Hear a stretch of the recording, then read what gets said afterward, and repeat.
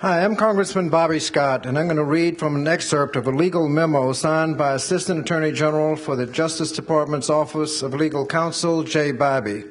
The August 1, 2002 memo addresses the proposed interrogation of a detainee named Abu Zubaydah. And I'm Congressman Keith Ellison, and I'll be reading excerpts from Abu Zubaydah's firsthand account of his interrogation in a secret CIA prison. Abu Zubaydah's testimony is included in a report by the International Committee for the Red Cross about the treatment of detainees in U.S. custody. The memo.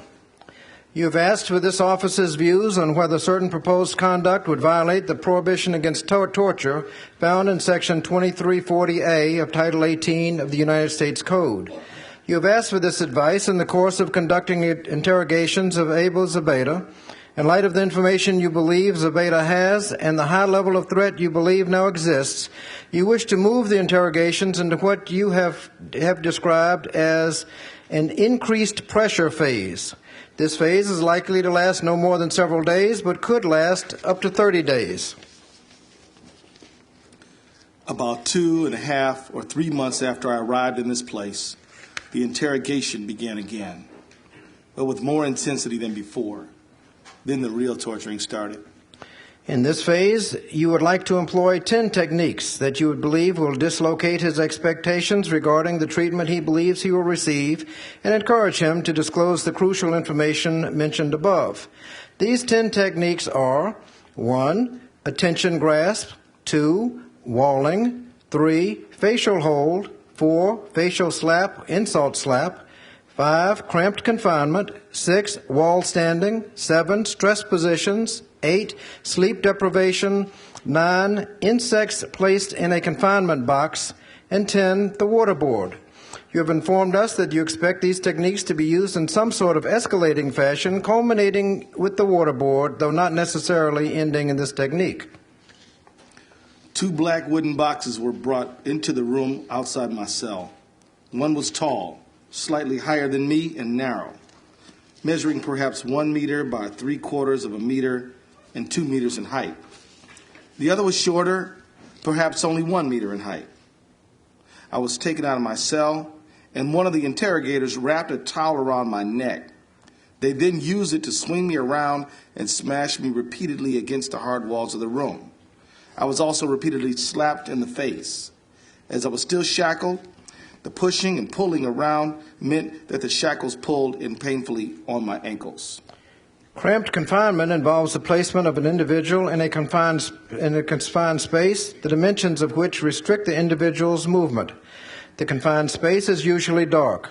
The duration of confinement varies based on the size of the container. For the larger confined space, the individual can stand up or sit down. The smaller space is large enough for the subject to sit down. Confinement in the largest space can last up to 18 hours. For the smaller space, confinement lasts for no more than 2 hours. I was then put into the tall box for what I think was about 1.5 to 2 hours. The box was totally black on the inside as well as the outside. It had a bucket inside to use as a toilet and had water to drink provided by a bottle. They put a cloth of cover over the outside of the box to cut out the light and restrict my air supply. It was difficult to breathe. For walling, a flexible false wall will be constructed. The individual is placed with his heels touching the wall. The interrogator pulls the individual forward and then quickly and firmly pushes the individual into the wall. It is the individual's shoulder blades that hit the wall. During this motion, the head and neck are supported with a rolled hood or towel that provides a C-collar effect to help prevent whiplash. To further reduce the probability of injury, the individual is allowed to rebound from the flexible wall. You have orally informed us that the false wall is in part constructed to create a loud sound when the individual hits it, which will further shock and surprise the individual. In part, the idea is to create a sound that will make the impact seem far worse than it is, and that will be far worse than any injury that might result from the action. When I was let out of the box, I saw that one of the walls of the room had been covered with plywood sheeting. From now on, it was against the wall, this wall, that I was then smashed with a towel around my neck. I think that the plywood was there to provide some absorption of the impact of my body. The interrogators realized that smashing me against a wall would probably quickly result in physical injury. During these torture sessions, many guards present, plus 2 interrogators who did the actual beating, still asking questions, which the main interrogator left to return when the beating was over. After the beating, I was then placed in a small box. They placed a cloth or cover over the box to cut out all light and restrict my air supply. As it was not high enough to even sit upright, I had to crouch down. It was very difficult because of my wounds. The wound on my leg began to open and started to bleed. I don't know how long I remained in the small box. I think I may have slept or maybe fainted. Finally, you'd like to use the technique called the waterboard. In this procedure, the individual is bound securely to an inclined bench, which is approximately 4 feet by 7 feet. The individual's feet are generally elevated. A cloth is placed over the forehead and eyes. Water is then applied to the cloth in a controlled manner. As this is done, the cloth is lowered until it covers the nose and mouth. Once the cloth is saturated and completely covers the mouth and nose, airflow is slightly restricted for 20 to 40 seconds due to the presence of the cloth. This causes an increase in carbon dioxide level in the individual's blood. This increase in carbon dioxide level stimulates increased effort to breathe. This effort, plus the cloth, produces a perception of suffocation and incipient panic, i.e., the perception of drowning. During those 20 to 40 seconds, water is continually applied from a height of 12 to 24 inches. After this period, the cloth is lifted and the individual is allowed to breathe unimpeded for 3 or 4 full breaths. The sensation of drowning is immediately relieved by the removal of the cloth. The procedure may then be repeated. The water is usually applied from a canteen cup or small watering can with a spout. You have orally informed us that this procedure triggers an automatic physiological sensation of drowning that the individual cannot control, even though he may be aware that he is in fact not drowning. You have also orally informed us that it is likely that this procedure would not last more than 20 minutes in any one application. I was then dragged from the small box, unable to walk properly, and put on what looked like a hospital bed and strapped down very tight with belts. A black cloth was then placed over my face, and the interrogators used a mineral water bottle to pour on the cloth so that I could not breathe. After a few minutes, the cloth was removed, and the bed was rotated into an upright position. The pressure of the straps on my wounds was very painful. I vomited. The bed was then again lowered to a horizontal position, and the same torture carried out again, with the black cloth over my face and water poured on from a bottle. On this occasion, my head was in a more backward, downward position, and the water was poured on for a longer time. I struggled against the straps, trying to breathe, but it was hopeless. I thought I was going to die. I lost control of my urine. Since then, I lose control of my urine when under stress. In order for pain and suffering to rise to the level of torture, the statute requires it to be severe. Although the confinement boxes, both small and large, are physically uncomfortable because their size restricts movement, they are not so small as to require the individual to contort his body to sit, small box, or stand, large box.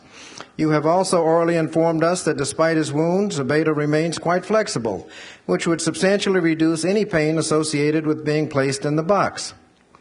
The facial slap and walling contain precautions to ensure that no pain, even approaching severe pain, results. The slap is delivered with fingers slightly spread, which you have explained to us is designed to be less painful than a closed hand slap. The slap is also delivered to the fleshy part of the face, further reducing any risk of physical damage or serious pain. Likewise, walling involves quickly pulling the person forward, then thrusting him against the flexible false wall. You have informed us that the sound of hitting the wall will actually be far worse than any possible injury to the individual. The use of a rolled towel around the neck also reduces the risk of injury. While it may hurt to be pushed against the wall, any pain experienced is not of the intensity associated with serious physical injury. I was then placed again in the tall box. While I was inside the box, loud music was played again, and somebody kept banging repeatedly on the box from the outside. I tried to sit down on the floor, but because of the small space, the bucket with urine tipped over and spilled over me. I remained in the box for several hours, maybe overnight. I was then taken out, and again a towel was wrapped around my neck, and I was smashed into the wall with a plywood covering and repeatedly slapped in the face by the same two interrogators as before. I was then made to sit on the floor with a black hood over my head until the next session of torture began. As we understand it, when the waterboard is used, the subject's body responds as if the subject were drowning, even though the subject may be well aware that he is, in fact, not drowning. You have informed us that this procedure does not inflict actual physical harm. Thus, although the subject may experience the fear or panic associated with the feeling of drowning, the waterboard does not inflict physical pain. As we explained in the Section 2340A memorandum, pain and suffering, as used in Section 2340, is best understood as a single concept, not distinct concepts of pain as distinguished from suffering. The waterboard, which inflicts no pain or actual harm whatsoever, does not, in our view, inflict severe pain or suffering. Even if one were to parse the statute more finely, to attempt to treat suffering as a distinct concept, the waterboard could not be said to inflict severe suffering. The waterboard is simply a controlled, acute episode lacking the connotation of a protracted period of time generally given to suffering. This went on for approximately 1 week. During this time, the whole procedure was repeated 5 times. On each occasion, apart from one, I was suffocated once or twice and was put in a vertical position on the bed in between. On one occasion, the suffocation was repeated 3 times. I vomited each time I was put in the vertical position between the suffocation. During that week, I was not given any solid food. I was only given Ensure to drink. My head and beard were shaved every day. I collapsed and lost consciousness on several occasions. Even the torture was stopped by the intervention of the doctor. I was told during this period that I was one of the first to receive these interrogation techniques, so no rules applied. It felt like they were experimenting and trying out techniques to be used later on other people. Thank you.